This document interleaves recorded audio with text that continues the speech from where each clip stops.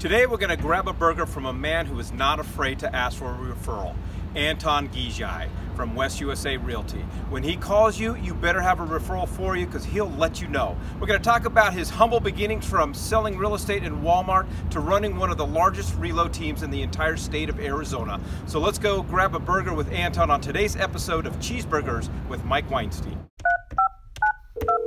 Hello? Hey Anton, Mike here. Hey Mike, how's it going? It's going good, man. Hey, what are you doing today? Just a few appointments. All right, how about we go grab a cheeseburger? On you? On me, of course, or on West USA. All right, I'll be there. I'll be there in 2 minutes. All right, you got it. All right, we are overcame our technical difficulties. We're riding around in the truck with Anton. Anton, how you doing, buddy? I'm good. Hey, just for your willingness, we got a special prize for you. This is our cheeseburger scented bookmark just for you. Beautiful. So yeah, just smell the bun. It smells like what does that smell like to you? Well, to me, it smells like a pretty bad cheeseburger.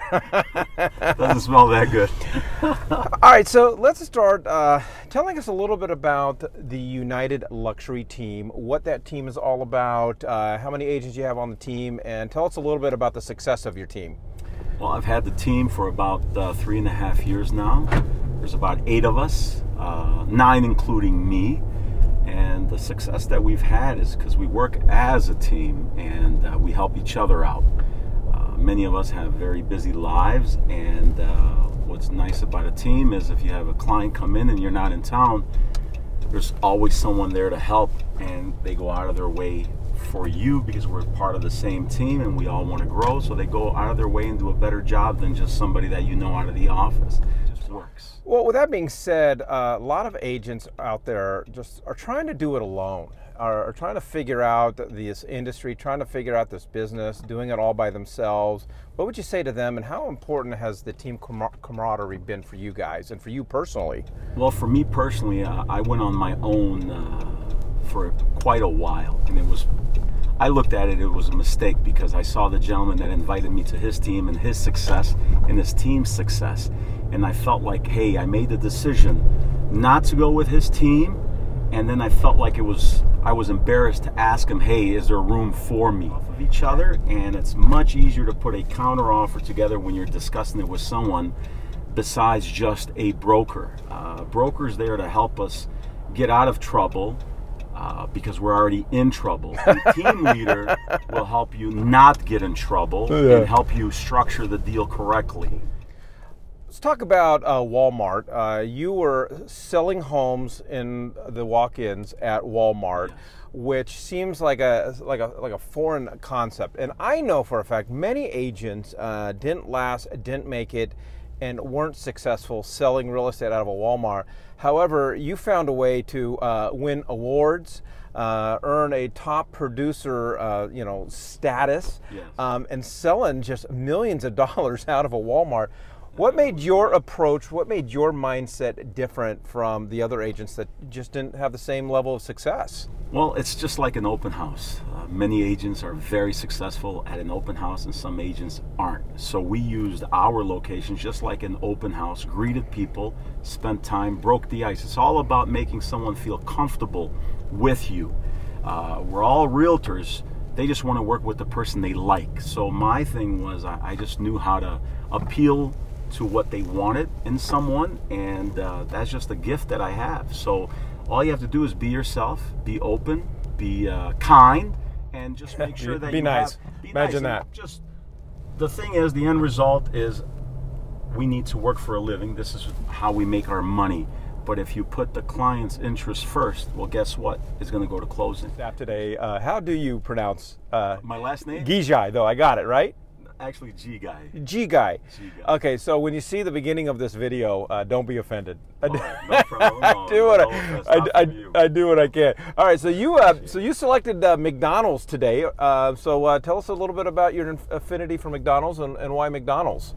It was the first fast food that I've ever eaten. McDonald's was a big deal for us growing up because I came from old Yugoslavia. Now it's called Montenegro, and we just we really didn't have the money to eat out, so Yeah. we ate home. So when my mom and dad would ask me, where do you want to go? And McDonald's was like Ocean Club or Mastro's for us. That was high end. All right, give me 1 second, please. What do you want? Let me get a number one with no.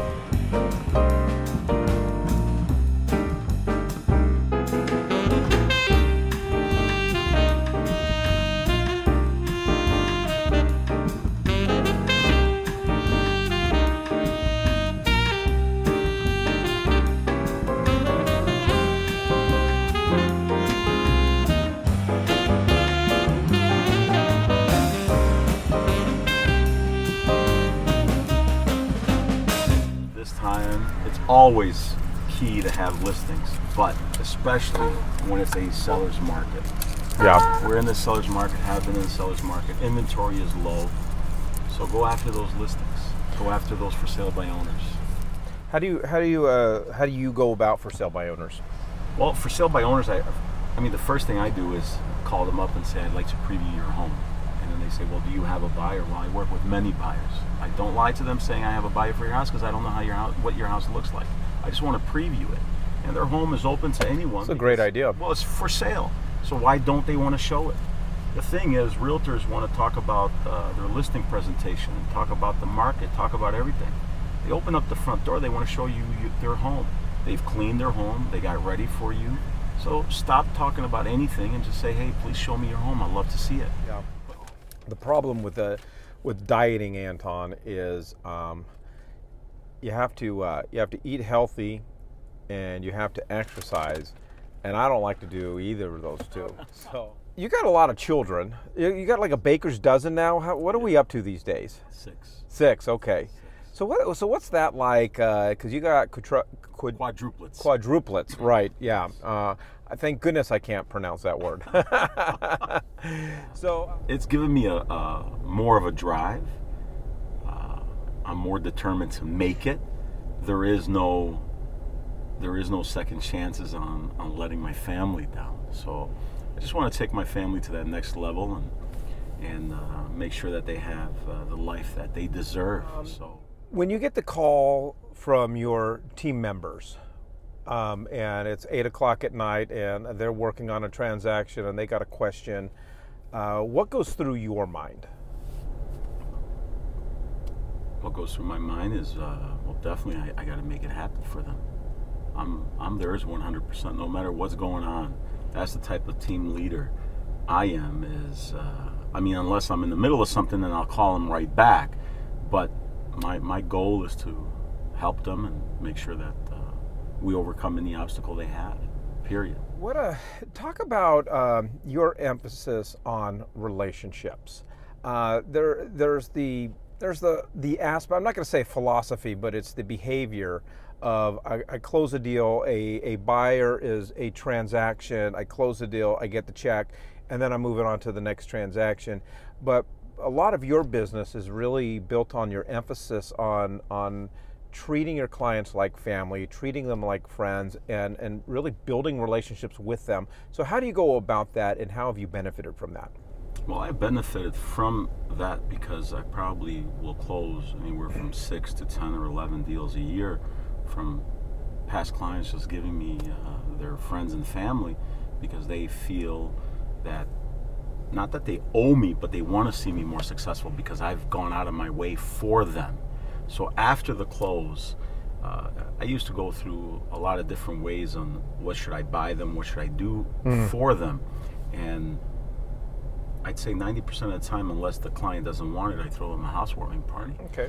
And it's worked. It's worked where I built relationships because I've done this huge party that they'll never forget, because they'll forget that plant you bought them, right, or that $500 gift card from Home Depot, or the $50 gift card from Home Depot. That was the first transaction I ever did. That was the first one I ever did in 2002. But the housewarming is not forgotten. Why? There's video of it, there's pictures of it, and there's memories of it.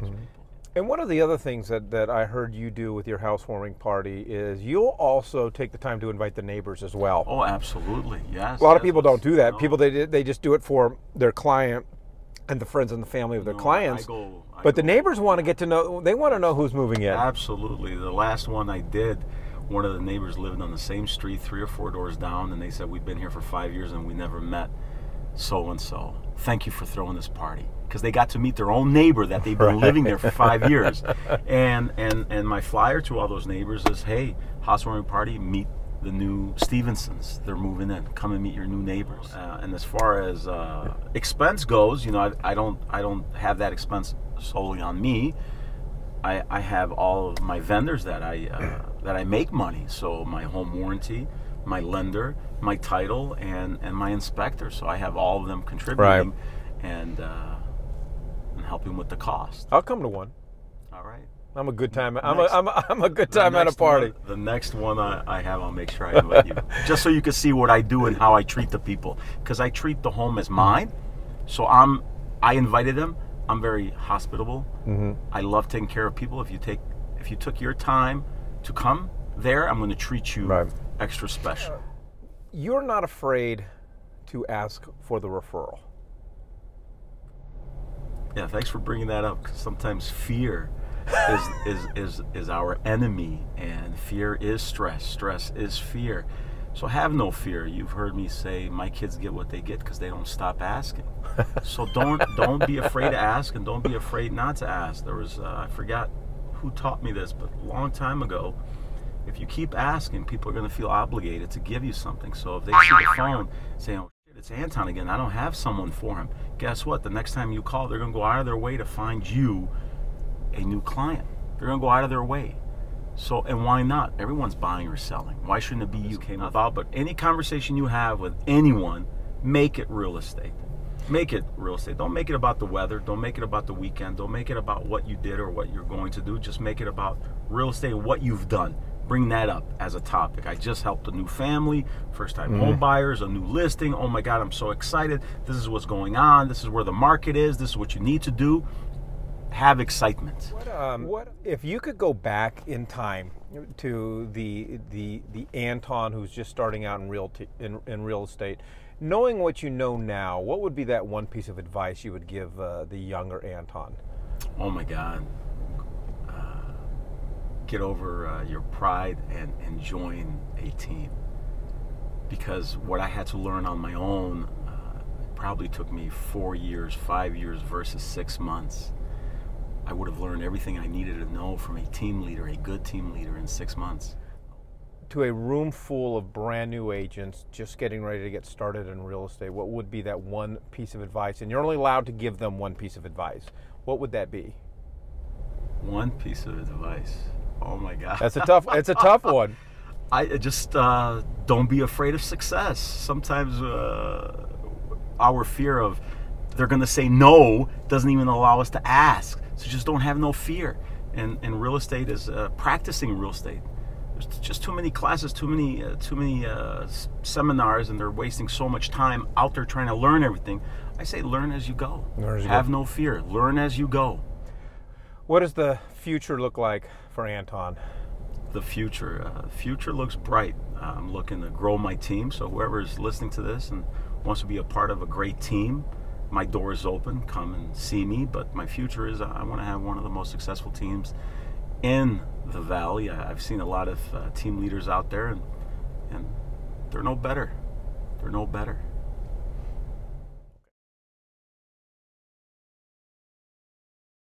Business.